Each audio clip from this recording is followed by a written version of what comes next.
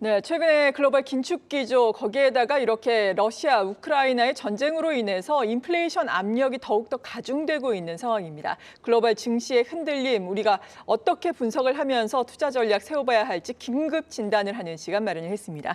오늘 이 시간 SK증권의 최석원 전무 특별히 모셨습니다. 어서 오세요. 네, 안녕하십니까. 네, 반갑습니다. 본격적으로 긴급 진단 시작하기 앞서서 먼저 이담교 캐스터가 증권사가 전망하는 국내 증시와 전략에 대해서 정리했습니다. 네, 오늘 국내 증시 러시아 리스크로 하락세를 이어가고 있습니다. 많은 분들 답답하실 텐데요. 4개 증권사의 시장 진단을 알아봤습니다. 같이 보시죠. 먼저 대신증권의 의견입니다. 대신증권은 코스피 지수를 2,500선대까지 볼 수 있다라는 의견을 제시했습니다. 하방선을 기존보다 더 낮춘 건데요. 10일 발표할 미국 CPI에 주목해야 한다고 설명했습니다. 그러면서 투자 전략으로는 반도체와 자동차, 2차 전지 업종의 매수를 제시했습니다. 다음은 키움증권의 시장 진단입니다. 키움증권은 미국의 장단기 금리차 축소가 국내 시장에 부담으로 작용한다고 밝혔는데요. 현재 금융시장이 인플레 리스크를 반영하고 있고 미국 소비자 물가 발표에 주목해야 한다고 설명했습니다. 그러면서 이 시점에서는 한국의 대선이 시장에 미치는 영향이 제한적이라고 설명했습니다. 다음은 신한금융투자의 의견도 보시죠.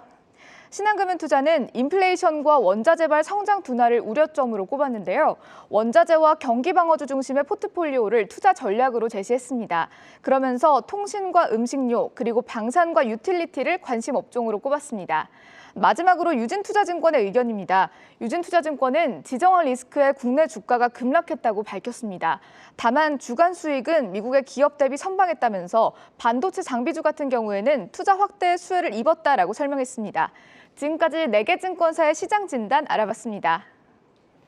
네, 이제 본격적으로 또 도움 말씀 들어보겠습니다. 일단 이번 주에도 지정학적 리스크는 계속해서 이어질 가운데 3월 또 중순에는 FOMC 회의가 예정이 되어 있습니다. 지난주에 파월 연준 의장의 발언이 시장에서 상당히 화제가 됐는데 일단 3월 FOMC 회의를 통해서는 25bp 기준금리 인상을 선호를 한다라고 밝히면서 어느 정도 시장에 안정을 주는 듯 했지만 여전히 인플레이션에 대해서는 민감한 반응을 보였잖아요. 이번 FOMC 회의는 그래도 또 25bp 지지를 한다라고 했으니까 무난하게 지나갈 것으로 봐야 될까요? 예, 이번 FOMC 자체가 큰 영향을 미칠 것 같지는 않아요. 네. 근데 이제 우리가 걱정하는 건 결국 뭐냐면 인플레이션 압력이 계속 강해지고 있는 거잖아요. 그렇죠. 그러니까 연준으로서는 사실 지난번에도 한번 얘기를 했지만 파월 의장이 얘기를 했죠. 본인들이 인플레이션 전망이 좀 실패한 것 같다. 네. 예, 그거 이제 굉장히 좀 뼈아픈 얘기이기도 합니다. 그러니까 저희가 연준이라는 어떤 연준뿐만 아닙니다. 중앙은행이 실패하는 대목이 있어요. 그 대목 중에 하나는 인플레이션이나 경제 성장률이나 경기의 흐름 같은 이런 경제 지표를 제대로 판단을 못하는 게 일단 첫 번째 대목이고, 두 번째는 잘 전망을 했는데도 불구하고 제대로 된 대책을 못 세웠을 때인데 일단 첫 번째 단추는 잘못 끼웠습니다. 그렇죠. 이제 첫 번째 단추가 잘못 끼워지면 두 번째 대응이 굉장히 큰 숙제로 남는데 어쨌든 이 숙제를 빨리 해결해야 되는 상황으로 지금 전개가 되고 있기 때문에 단기적으로 이미 다 알려줬잖아요. 작년 말부터 시작해서 한 3월부터 인상을 할 거고, 문제는 25냐 50이었는데 25로 선호한다고 얘기를 해줬고 다 알려진 상황이기 때문에 당장 영향은 안 미치겠습니다만 이건 결국은 이제 앞으로의 인플레이션 추이가 어떻게 되느냐에 따라서 바뀔 수 있기 때문에 아주 단기적인 이슈로만 생각을 해야지 이번 FOMC를 놓고 이건 이제 시장은 더 이상 FOMC에 의해서는 영향을 받을 이유가 없다 이렇게 보실 그럴 만한 상황은 아니라고 봅니다. 그렇죠. 그렇다면 이제 인플레이션이 잡히지 않는다면 이제 적극 대응에 나서겠다고 이제 밝히기도 했는데요. 일각에서 제기되는 이 세계적인 인플레 악순환 진입 좀 가능성 어떻게 보시나요? 매우 커졌죠. 사실은 그게 저도 걱정이에요.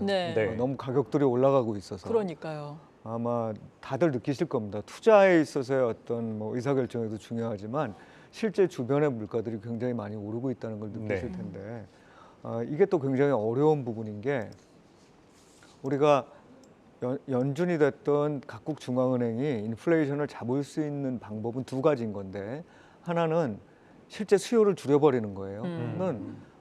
공급이 줄더라도 수요가 그거보다 더 줄면 물가는 떨어질 가능성이 높겠죠. 근데 그렇게 되면 경기가 굉장히 침체가 되는 것이고. 그렇죠. 그렇지 않은 상태에서 또 할 수 있는 방법은 뭐냐면 적어도 인플레이션 기대 정도는 잡아보자. 네. 그러니까 인플레이션 기대가 왜 중요하냐면 인플레이션 기대를 못 잡잖아요. 그러면 예를 들어서 지금이 5%면 사람들은 다 기대하에 다음 달에도 기본 5%는 될 거야라고 생각을 한다는 거예요. 네. 그럼 그 자체가 인플레이션의 현재 값에 영향을 미친다는 겁니다. 그러니까 그 부분을 자꾸 이제 줄여줘야 되거든요. 이제 거기에 대한 숙제와 도전을 남겨놓은 상황이라고 봅니다. 그 숙제와 도전이 저는 개인적으로는 이 전쟁이 얼마나 길게 이어질까에 따라 다르지만 네. 전쟁이 어느 정도 마무리가 된다면 에너지 가격 쪽이 좀 내려올 거고 예. 에너지 가격이 내려온다면 사실상 전반적인 긴축 기조와 이제 인플레이션 기대를 억제하는 이런 정책들이 같이 사용되고 있기 때문에 하반기에는 좀 내려갈 거로 봐요. 근데 문제는 여기서 이제 지금 우리가 아까도 불확실성과 숙제라고 얘기한 거는 전쟁이 얼마나 길어질지 아무도 모르잖아요. 그렇죠. 예. 근데 이 전쟁이 길어지고 뭐 그거는 다 반영해서 좋은데 자꾸 유가나 에너지 가격 올리고 있잖아요. 네. 그래서 이게 그쳐야 된다. 이게 그치는 시점은 결국 전쟁하고 맞물리기 때문에 지금은 인플레이션에 대해서 너무 섣불리 금방 잡힌다, 또는 계속 올라간다 이런 전망을 하기보다는 잘 관찰하면서 이 추이가 과연 꺾일 수 있을 거냐, 꺾이게 되면 어떤 현상을 보일 거냐를 보는 게 오히려 투자자들한테는 도움이 되겠죠. 네, 네. 그렇죠. 이 전쟁 리스크, 지정학적 리스크가 우리가 어떻게 또 변화할지 모르고 뭐 심화될 수도 있고 갑자기 또 끝날 수도 있는 뭐 아무도 예측을 하기가 어려운 이슈이기 때문에 계속해서 추이를 지켜보자라고 말씀해 주셨는데 이런 가운데 사실 전쟁 발발 이전에도 인플레이션이 문제였잖아요. 이 부분을 연준이 진단을 잘 못한 거고 이에 따라서 인플레이션 압력이 가속되면서 경기는 또 좋지 않아지는 스태그플레이션에 대한 우려가 가속화되고 있는 상황인데 이 부분 같은 경우에는 어떨까요? 예, 사실은 요 우크라이나 전쟁과 관련된 부분이 러시아의 침공 이전까지는 많은 분들이 설마 이제 침공하겠어라고 맞아요. 예. 생각을 했었고, 네. 저도 마찬가지였었습니다만 그렇게 생각을 할 때까지만 해도 이번의 상황을 인플레이션으로만 해석들을 했었어요. 왜냐하면 어쨌든 경기는 코로나19가 이제 점차 이 회복이 되면서 네. 리오프닝을 중심으로 해서 계속해서 회복할 수 있을 거다, 확장세를 가지고 갈 수 있을 거다라고 생각을 했거든요. 네. 왜냐하면 너무나도 많은 저축이 남아 있었고 그것들을 실제로 사람들이 쓰기 시작했어요. 네. 근데 이번 전쟁으로 인해서 에너지 가격이 올라가면 그 자체가 갖는 수요 위축 가능성이 있죠. 그러니까 이 스태그플레이션이라는 게 사실은 어느 정도의 인플레이션과 어느 정도의 경기 침체를 반영하는 거냐는 사람에 따라서 다 생각이 다를 수밖에 없어요. 예. 그런데 분명한 건 이전에 우리가 인플레이션 정도로만 생각을 했다면 지금은 자칫 잘못하면 인플레이션과 경기의 후퇴가 동시에 나타나는 기간이 일정 기간 나타날 수도 있겠다.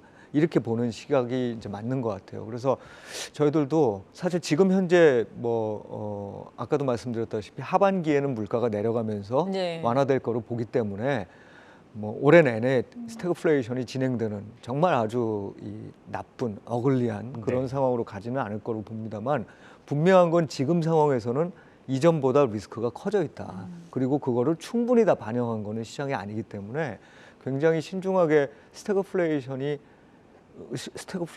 진화될 가능성에 대해서도 좀 계속 염두에 두셔야 된다. 이거는 조심하셔야 된다는 예. 얘기죠, 네. 결국은. 예, 그렇게 봅니다.